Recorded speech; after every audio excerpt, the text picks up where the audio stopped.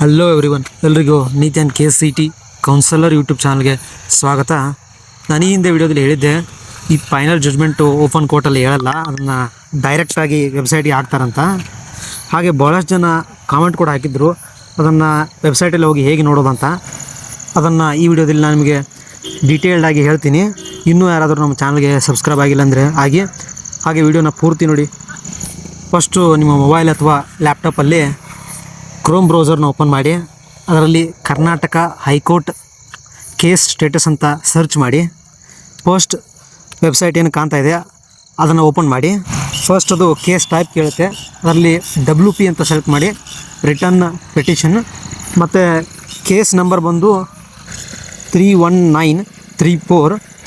Next year 2025 ಹಾಕಿ, captcha ಹಾಕಿ, next ಅಂತ ಕೊಡಿ.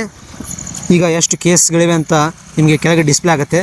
ಸೈಡಲ್ಲಿ ವ್ಯೂ ಅಂತ ಇದೆ, ಅದರ ಮೇಲೆ ಕ್ಲಿಕ್ ಮಾಡಿ, ನಿಮಗೆ ಕೇಸ್ ಡೀಟೇಲ್ಸ್ ಎಲ್ಲ ಓಪನ್ ಆಗುತ್ತೆ. ಹಾಗೆ ಫೈನಲ್ ಜಡ್ಜ್ಮೆಂಟ್ ಬಂದ ನಂತರ ಕೆಳಗಡೆ ಒಂದು ಲಿಂಕ್ ಬರುತ್ತೆ, ಜಡ್ಜ್ಮೆಂಟ್ ಲಿಂಕ್ ಅಂತ. ಈಗ ನಾನು ಈ ವಿಡಿಯೋ ಮಾಡುವಾಗ ಯಾವುದೇ ಥರ ಜಡ್ಜ್ಮೆಂಟ್ ಇನ್ನೂ ಬಂದಿಲ್ಲ. ನೀವು ನೋಡುವಾಗ ಯಾವುದಾದ್ರೂ ಬಂದರೆ ನನಗೆ ಕಾಮೆಂಟಲ್ಲಿ ಹಾಕಿ, ಎಲ್ರಿಗೂ ಗೊತ್ತಾಗುತ್ತೆ. ಹಾಗೆ ಮತ್ತೆ ಇನ್ನೂ ಯಾರಾದರೂ ನಮ್ಮ ಚಾನಲ್ಗೆ ಸಬ್ಸ್ಕ್ರೈಬ್ ಆಗಿಲ್ಲ ಅಂದರೆ ಆಗಿ. Thanks for watching video.